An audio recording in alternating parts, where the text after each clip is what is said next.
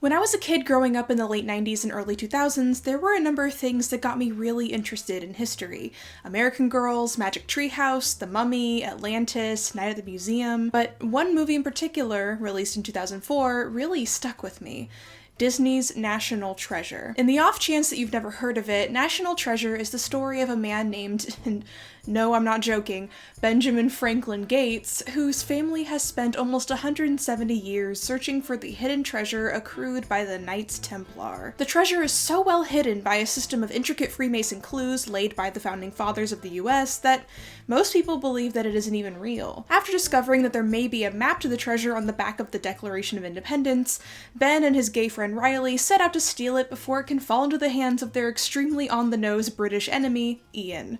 I'm gonna steal the Declaration of Independence. I think this goes without saying, but spoiler warning for the almost 20-year-old hit film National Treasure, but in the end, they follow the clues using their detailed knowledge of history and find the treasure. I wasn't obsessed with it because I was really into, like, the American Revolution or something. I think the extent of my interest in that period was Felicity American Girl, and only because she was a horse girl and I thought that her dresses were pretty. Boy, am I gonna address that whole thing in a future video, don't worry. But because National Treasure made history itself feel almost magical. Like, when you watch this movie, it really feels like the main character's expansive knowledge of history is like a superpower. It changes the way that they see the world and leads them on incredible journeys that are wholly invisible, literally or figuratively, to the other people going on about their daily lives. History was no longer a list of technical facts that you had to memorize for homework.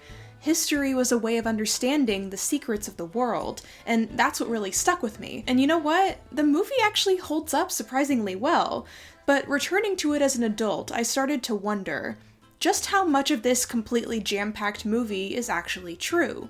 Given that the threequel to National Treasure is coming out next month, I thought it'd be a good time to investigate. Come learn with me. But first, just a quick word from today's sponsor, Scentbird. With the holidays coming up fast, this year you can try giving your loved ones the gift of new fragrances. Scentbird's fragrance subscription service gives you the opportunity to shop from over 600 perfume brands. It's a flexible subscription, so you can skip any month without penalties, and each month you get to pick exactly what perfume you want to receive. The sample bottles come in these really beautiful colors and these nice magnetic cases to keep them safe. Also, there's a lot of perfume in there, so it's gonna last a really long time. This month they sent me Vince Camuto Ohm's Intenso, which has notes of algae azuelu, green mandarin, Sicilian bergamot, and crushed rosemary and cinnamon bark. Commodities Paper, which has notes of, I don't know how to pronounce this, Iso E Super, musk, and amber. And Michel Germain's Michel Orange Blossom Garden and French Vanilla, which has those notes in addition to musk, jasmine sambac, and violet leaf. That last one is easily my favorite of the bunch. It's so versatile and sophisticated smelling. I'm obsessed with it and will definitely be buying more. It was so easy to use Scentbird to discover new scents based on my personal tastes like florals, spices, and musks that skew a little bit vintage and feel homey. All the brands on Scentbird are authentic and direct and span from luxury brands to indie brands, so if you're worrying about figuring out gifts, Scentbird takes the stress out of it with a subscription that will make your recipients happy all year round, whether it be from fan favorite scents like Gucci or Dolce & Gabbana or many other fantastic designers. Make sure to click the link below and use my code Casero for 55% off your first month at Scentbird. That's only about $8 for your first month. Also, I have exciting news. Scentbird is now available in Canada, so all you Canadians can get in on this deal too. Thank you so much to Scentbird for sponsoring this video, and now let's get back to fact-checking National Treasure. Odds are you might have heard of the Freemasons before, but probably have no idea what they actually are. Well, I guess the first and most important thing to make very clear is that the Freemasons have nothing to do whatsoever with the conspiracies you may have heard. They're not secretly controlling the government, they're not the Illuminati, and they're not in league with aliens. Funnily enough, the Masons aren't actually as elusive as they may seem, or even try to seem. They've got a solid online presence, they have phone numbers you can call, they have an events calendar and do community outreach and programs. What the hell kind of secret society is openly recruiting? Not so secret after all, methinks. Long story short, it's a fraternal organization, and the world's oldest and largest one at that, sporting over 6 million worldwide members. It's literally just a club for people to go hang out. So, the Freemasons were formed in the Middle Ages by the stonemason guilds in Europe. No, they are not descended from the architects of Solomon's Temple, and no, they aren't a branch of the Knights Templar. And no, they have nothing to do with the ancient Celts or Egyptians. These stonemason guilds were highly skilled and were the men who built some of the most extravagant Gothic cathedrals that we have today. They were extremely protective of their trade secrets and really choosy about who could learn the craft. And being in these guilds was vital because they functioned like a union. They protected wages and ensured fair treatment and provided members with brotherhood. These guild lodges where members would share meals and chat would later evolve into today's Masonic lodges. As society changed and the craftsman guilds faded into history, the stonemason guilds survived by recruiting people who weren't stonemasons, often wealthy men with status who had the funds to keep the lodges running. Because these new wealthy members were men with the privilege of higher education, they loved to spend their social time having intellectual discussions on the topics of philosophy, religion, and politics. Over time, Masonic meetings ceased to have much at all to do with stonemasonry and instead evolved into a fraternity of ethical ideology, where men who shared the same values went to hang out. However, despite being effectively a bros club, that's not to say that the Masons were completely devoid of spiritual influence. They openly foster and engage with various occult symbols, and Masonic ideology talks about a grand architect of the universe, which is more like a deity rather than something comparable to God. The concept of a grand architect came a number of decades after the formation of the society during the Enlightenment period, which the Masons played a large part in due to the fact that many Masons were anti-monarchist, meritocratic revolutionaries. The Masons have a strict code of ethics derived from some of their oldest documents, and many Masonic offshoots have pretty occult-sounding names. Order of the Amaranth, Order of the Eastern Star, Order of the White Shrine of Jerusalem. Many of these offshoots are open to women to join as well. However, as is to be expected with such an old and insular organization, traditional Freemasonry has historically been overwhelmingly white and to this day is struggling to integrate itself despite the existence of long-running black Masonic lodges. Additionally, despite the Masons' long history of skewing more towards liberal values, today the lodges are struggling to recruit due to the fact that, overwhelmingly, most of the members tend to be middle-aged conservative white men. So, back to National Treasure. The Freemasons play a large role in the movie's plot. For one thing, the movie says that it was the Freemasons who ended up with the Knights Templar's treasure, and smuggled it to the colonies, and thus hid it to keep it from the British. This was accomplished because of the Masons who were founding fathers. It's true that several founding fathers were Freemasons. We know for certain that George Washington, Paul Revere, Benjamin Franklin, John Hancock, and John Marshall were. However, one man we definitely know wasn't a Mason was Charles Carroll, because he was Catholic, and the Catholic Church has always been staunchly opposed to Freemasonry. The movie also claims that 9 founding fathers were Masons, and well, we just don't know that for certain. National Treasure also incorrectly claims that the Freemasons are descendants of the Knights Templar. Now, who the hell are those guys? So around the 10 to 1200s, this funky little thing called the Crusades was going on. Without making this a 500-year-long video, the Crusades was a huge fight over who got to control the Holy Land, namely Jerusalem, which at the time was under Islamic rule, a thing that the Christians were not a super huge fan of. So the church kept sending people over there to fight holy wars, and yeah, that's another story for another day. So in like 1119, a number of French knights banded together to basically be bodyguards for Christians taking pilgrimages to holy sites in the Middle East. They named themselves after the Temple of Solomon, and thus became the Knights Templar. Unlike the story in National Treasure, which does its very best to pretend that religion is irrelevant to the historical plot here, and says that the Knights Templar formed to protect the treasure, the real Knights Templar were effectively a Jesus militia. They grew in numbers over time, and through a series of plunders during the Crusade expeditions themselves, eventually had so much power and money, they hardly knew what to do with themselves. They actually were so rich that they had to invent one of the world's first banks. I think it should go without saying that the church was actually not a fan of this, and sometime around the early 1300s, the church accused them of immorality, and France's King Philip IV had the whole lot of them arrested and their riches confiscated. So, that was the end of the Knights Templar. And honestly, I'm not mad about it, given just how much they loved murdering Jewish people. Seriously, they were really, really hell-bent on killing any Jewish person that crossed their sight.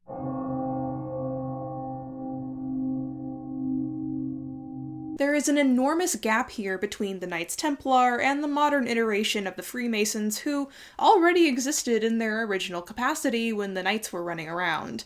Although it's entirely possible that some Knights eventually got out of jail or avoided arrest and then later became Freemasons somehow. It's extremely unlikely, though. National Treasure probably makes this connection due to the fact that a lot of modern-day Masons like to view the Knights Templar as their sort of ancestors, probably for no material reason other than they probably think they were fairly similar. But no, the Masons weren't knights, although they often do have swords, which I know for a fact because my paternal great-great-grandpa was a Freemason, and did have a sword that, well, I would show you today if it hadn't been stolen. An incident that I will never stop being pressed about. My Joan of Arc sword will have to do. Believe it or not, the Declaration of Independence has had kind of a buck-wild life. You could argue that the Declaration itself is a main character in the movie, given that it's probably the MacGuffin to rule all MacGuffins. But interestingly enough, the real-life adventures of the Declaration of Independence may just be as interesting as the fake one in National Treasure. No, there is no map hidden on the back of the Declaration, but there is an inscription back there, as the movie said, that was likely added later, but no map. And no, rubbing lemon juice on invisible ink and applying heat won't reveal said invisible ink. In fact, it would actually damage or erase the invisible ink altogether, since lemon juice is itself an invisible ink, so yeah, there goes that part of the movie. But what about the real Declaration? One thing the movie actually got right is that the Declaration was most likely scribed by Timothy Matlack. Was Mr. Matlack the official scribe of the Continental Congress? No. But he was a scribe there for sure, and most certainly was at the time of the Declaration's creation. And he really did use iron gall ink to write it, as that ink was fairly cheap and easy to get. The problem with iron gall ink, though, is that it fades brown and even disappears over time if not properly preserved. Not only has the ink faded naturally, but in the early 19th century, there was a big demand for print copies of the Declaration, because human beings never change, but also because having copies was important politically, and one of the most common ways of making print copies at the time was a process called copper plating. You had to lay a damp cloth over the document in question, and then lay a transfer plate over the dampened ink, which lifted some of it off. Something that would make most archivists shudder, I'm sure. And while we have no proof that this was done to the Declaration, and it most likely was, it would have made it fade even faster. If you see the Declaration in person today, as I did several years ago, it's nearly impossible to read. But that's not all. Just like in the movie, during and after the Revolutionary War, the Declaration was rolled up, unrolled, folded and unfolded, hidden in various places and things, and was constantly on the move. After Washington, D.C. was made the capital in 1800, the Declaration was shuffled around to various storage locations, some of which had absolutely no fire protections. In 1841, the Declaration was sent to the Patent Office, which is now the Smithsonian Portrait Gallery, and was, bewilderingly, hung facing a window, being exposed to direct sunlight and moisture for 35 years, causing the iron gall ink to fade even faster. It was so bad looking that visitors throughout the 1800s were constantly calling out how horrible it looked and begging for it to be better preserved. It was moved to an actual fireproof building in 1877, only a few months before the Patent Office literally caught fire. I say fireproof building very lightly here because, and this is the point where I started getting really mad in my research, the new room it was put in allowed smoking and had an open fireplace. If you've ever been inside a house that chain smokers lived in, or more poignantly, Grand Central Station in New York City, you can see just how damaging smoke residue is. In Grand Central, if you look at the ceiling, you may notice that in a far corner, there's a dark square. That square is what is left of the cigarette smoke residue that had coated the ceiling for decades. When the ceiling was finally cleaned in 1998, they left the spot as a reminder that cigarette smoke, even in a space as huge as that, had made that shit black. So imagine what it did to a fragile paper document in a much smaller enclosed room. In 1921, the Declaration was moved to the Library of Congress, but its suffering wasn't over. People tried to do preservation treatments on it that were catastrophic. It left behind a huge smudged handprint in the corner, and possibly the same person who left the handprint tried to literally trace over the original faded writing with darker ink. The document spent World War II hidden at Fort Knox before being returned to the Library of Congress, and then later moved to the National Archives, where it lives today, and then of course was stolen by Nicolas Cage.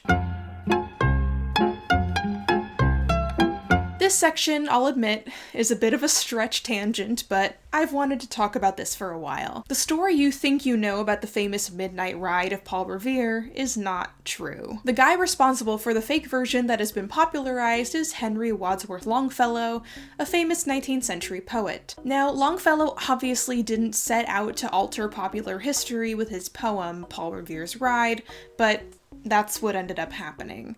Part of his poem is where the clue that Papa Gates gives to Ian at the end of National Treasure comes from. He said to his friend, "If the British march by land or sea from the town tonight, hang a lantern aloft in the belfry arch of the North Church Tower as a signal light. One if by land and two if by sea, and I on the opposite shore will be, ready to ride and spread the alarm through every Middlesex village and farm, for the country folk to be up and to arm." Of course, then the poem goes on to describe how Paul Revere saw two lanterns at the Old North Church and set off on his horse to warn the people, "The British are coming!" through Lexington and Concord. Well, that's not exactly how it happened.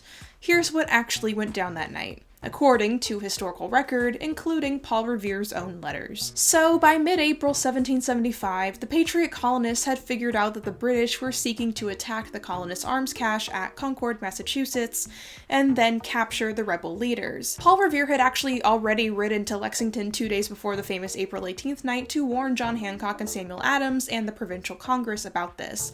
And so, Paul Revere told his buddy Robert Newman, the sexton of Boston's Old North Church, to put one or two lanterns in the belfry to signal to the Patriots in Charleston whether the British would be coming by land or sea. In the movie, Patrick Gates says that Thomas Newman hung the lanterns, which is not correct. It was Robert Newman. In National Treasure's extended universe, yes, that exists, Paul Revere's story is actually bigger than just being used as a fake clue in the movie. There's a Gates family mystery series published by Disney from 2007 to 2009, where one book, Midnight Ride, tells the story of John Raleigh Gates, who was a post writer during the American Revolution, and is forced to take an adventurous ride of his own, wherein he does encounter Paul Revere. Anyway, back to real life now. The truth is, Paul Revere wasn't the only writer tasked with a mission to send a message to the Patriots. The other messenger was William Dawes. The lanterns in the belfry also weren't for the messengers, they were for the Patriots in Charlestown to warn them in case the two messengers were captured. And they were. And so at 11 p.m., Revere set off across the river and took a horse named Brown Beauty out of Charlestown, but soon was intercepted by two British soldiers under a tree. He managed to get away when one of them got cartoonishly stuck in mud, and he continued on through Somerville, Medford, and Arlington. The Minutemen. Along his way, he shouted, "The regulars are coming out!" As the warning spread, a large number of additional riders set out to spread the word. Paul Revere finally arrived in Lexington, not Concord as the poem states, and gave the message to John Hancock and Sam Adams.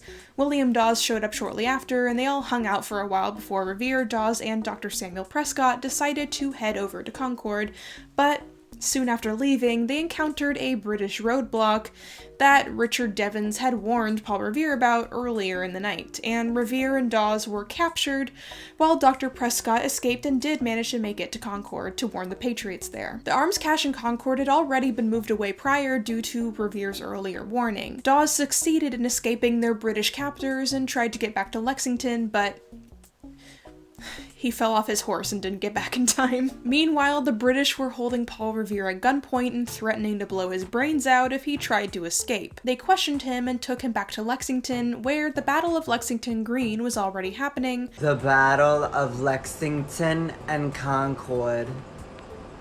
So they snatched his horse and ditched him. Revere then walked back to the home of Reverend Jonas Clark, where John Hancock was still hanging out, and Revere helped Hancock escape with his important papers and belongings and his family, and that was that. So, yeah, pretty different from the tale that Longfellow told, which is what turned Paul Revere into a folk hero in the first place. But that ride he took was arguably one of the least interesting events that he was a part of during the Revolution. For instance, he was likely present at the Boston Massacre, he was one of the leaders of the Boston Tea Party, he was an active member of several militias and intelligence groups, among many other things. Also, he was a part-time dentist. Paul Revere.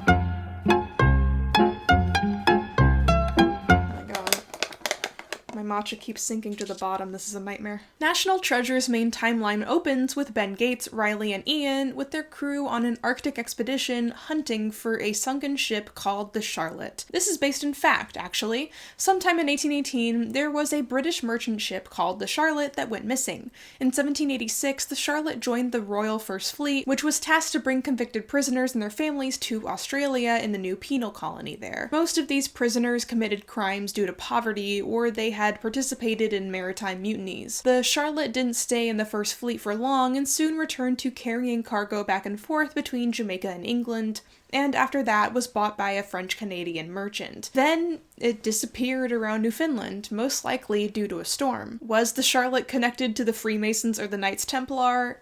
Nope. And we don't know if she was carrying a cargo entirely comprised of gunpowder, but if she was, it's not super likely it would have been stored in the crew's sleeping quarters. I think we can safely assume that the gunpowder bit was just a Chekhov's gun moment to enable the cool explosion that happens later. At the risk of sounding too much like CinemaSins here, let's just move on.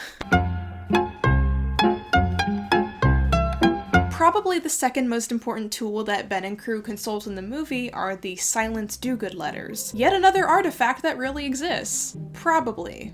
Kinda? An FBI agent in the movie elaborates, when Ben Franklin was only 15 years old, he secretly wrote 14 letters to his brother's newspaper pretending to be a middle-aged widow named Silence Dogood. This is true. Well, I mean, he was 16 years old, but whatever. So in 1722, Benjamin Franklin's brother ran a newspaper called the New England Courant, and Ben Franklin was apprenticing under him. He got mad because James, his brother, kept refusing to publish Ben's articles, and so, being the clever little shit that he was, Ben devised a sneaky plan. He created a fake persona as a widow named Silence Dogood, a blatant snarky joke name if there ever was one, and sent letters to the paper giving his comedic opinions of various happenings around Boston and the colonies. Silence had very strong opinions, complaining about large petticoats and hoop skirts, the drinking habits of Bostonians, and even Harvard itself. Silence became such a popular character that she started receiving mail-in marriage proposals. After about 6 months, Ben got tired of the joke and stopped writing the letters,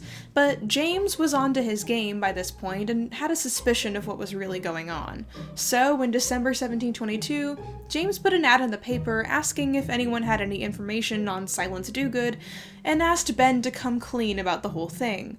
While the readers of the Courant found this whole debacle very funny, for the two brothers it actually greatly damaged their relationship and Ben ditched his apprenticeship. He moved to Philadelphia to start his own extremely popular paper, the Pennsylvania Gazette. And all this just because James wouldn't put his writing in the Courant. Well, unlike what National Treasure leads us to believe, unfortunately the original Silence Dogood letters are lost to history, and the only record we have of them are their reprints in the Courant, and the letters most certainly don't contain a hidden code, other than the one that the filmmakers created on purpose for the movie. All that the letters contain are some very strong opinions, and Ben Franklin's wish to be acknowledged by his own brother. Speaking of Ben Franklin, though, trust me, when child me found out that the cool multicolored Ben Franklin glasses from the movie aren't real, I was devastated. I have to say though, the mental image of old-ass Ben Franklin hobbling around the roof of Independence Hall to hide some glasses that he made in the wall is very funny to me. Even if trying to make sense of the timeline where all the clues would be set up is giving me a headache. But even if the glasses in the movie aren't real, Ben Franklin really did invent a type of eyewear. Bifocals. As he got old and his eyesight started to go, he realized that using two different glasses to see things far away and close up was super annoying, so he invented bifocal lenses to cut down the problem. Grandpas everywhere are whooping and hollering over this one. God, that section was short. Not much to say about it, I guess. When the gang in National Treasure finally deduces what the glasses are meant to do, and they properly decode the message on the back of the Declaration, it reads, "Here at the wall, beneath Parkington Lane." Before the second half of the clue is decoded, Ben rattles off a brief history of Wall Street and Broadway, explaining that Wall Street used to be an actual Dutch wall and was erected in 1653 to keep out pirates and the British. It intersected with an old, very old Native American thoroughfare called the Witquaesgeck Trail that ran all down Manhattan. This is part of the reason why Broadway doesn't align with the New York City grid system. The Witquaesgeck Trail was eventually renamed partially to De Heer Straat by the Dutch and turned into an actual street, which later merged with other parts of the road, which later was called Breadweg, which I know I'm not pronouncing that right, which was then later evolved into its current anglicized form, Broadway. And so, as Ben says, "Here at the wall" references the intersection of De Heer Straat and the Old Dutch Wall, and thus leads our heroes to the intersection of Wall Street and Broadway, and thus to Trinity Church. This part was 100% correct. I am, however, disappointed that the movie fails to make mention of the fact that Broadway was originally the Witquaesgeck Trail, which I think is a vital factor of its history. Alright. It's time for, at last, the moment you've probably all been waiting for. The Knight's Treasure in National Treasure. Is it real or not? Well, as I mentioned earlier in the Knights Templar section, there really was a huge amount of wealth accrued by the Knights, but it wasn't necessarily one collective treasure. Much of that treasure was confiscated by the authorities during King Philip IV's reign, but one French Freemason claimed that many of the knights who escaped arrest were able to smuggle their riches out of Paris beforehand, but that doesn't account for the other locations the knights were said to have stored their belongings. According to The Independent, in 2019, archaeologists discovered tunnels under an old Knights Templar base in Accra, Israel, which were used 800 years ago for the knights to transport their treasures. The archaeologists used a system of laser scanners to search underground without actually going down there, and so discovered the tunnels, which would have led to the legendary treasure towers, which we do know actually existed. Now, you can actually go inside some of the Knights Templar tunnels if you wanted to, the large ones discovered in 1994 at least. But as for the treasure tunnel, as far as I can find, no one has gone down there yet and found any treasure.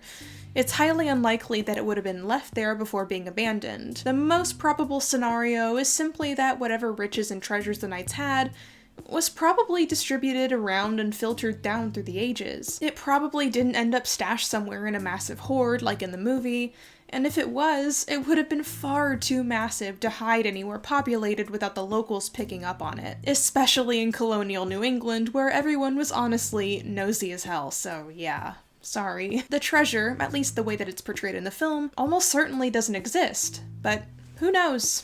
Maybe someday something spectacular will be unearthed. I'd really like to be proven wrong, because at the end of the movie, and I was surprised about this, the treasures are mostly repatriated to their home countries that they came from, something that I am a huge fan of and talked at length about in my video on ancient artifacts. I think that was the only ethical solution that the movie could have taken with the treasure in the end, for it to finally be sent home. And it does make sense that this is what the heroes of National Treasure chose to do, given the fact that in the story, the treasure was hidden in the first place because the Freemasons believed that it was too much wealth and power for one person to have. But that doesn't mean that this movie doesn't deserve criticism in some aspects, or that it isn't leaning into certain tropes or themes. Michael Epp observes in his paper, What is Living and What is Dead in the U.S. Declaration of Independence, or National Treasure in the State of Public Texts, what is living in all these fantastic representations of the Declaration of Independence is a suspicion that what is behind the foundation of the state, and what supports Wall Street from below, is slavery. The peculiar institution is completely absent from the film, marking it as the invisible motive for the foundation of the state and of the economic relations represented by Wall Street. That this very recognizable national treasure has to be represented in the fantastic form of a Templar hoard of shiny loot only confirms its presence. All of this is to say that what is living and what is dead today in the Declaration of Independence is the same thing that has been living and dead since the foundation of the United States. That is, the invisibility of the durable, continuing influence of white supremacy on Washington and Capitol. This is the relation the Gates family preserves, crucially, without knowing it. National Treasure openly chooses to portray the Founding Fathers as these mysterious, nigh mystical heroes, a direct extension of how they are portrayed in United United States popular history in general. Through our own propagandistic mythologizing of our own history, we have turned these completely normal men into semi-deity figures. It's not a huge leap to go from how they're taught in our schools to the mystical way that National Treasure portrays them. And in order to successfully portray them as heroes, it's crucial that these stories and school lessons have to ignore their shortcomings, and namely the fact that many of the founding fathers were enslavers. The inclusion of the dark parts of our history is an absolutely necessary thing, but it's something that the US has always struggled to do. When I was younger, my parents would take me on road trips that frequently had an educational theme. One of these was a US history road trip up the East Coast. Of course, we stopped at Colonial Williamsburg and Mount Vernon, and despite the fact that both locations had a very direct connection to American slavery, neither of them made an effort to include that in the education, to the point where I literally don't even remember hearing about it at all. I mean, hopefully they've gotten better about this in the last decade, but my point is, America is not eager to confront these aspects of our past because, to a lot of people, it seems antithetical to the image of our country that we're taught, that we're inherently revolutionary heroes, but we aren't. That image is just a mirage. We aren't heroes, I'm sorry. At least, not in the way that they made us think we were in elementary school social studies classes, which seems to be about the time that a lot of people in this country clocked out of learning. But it has to be okay with us that we aren't.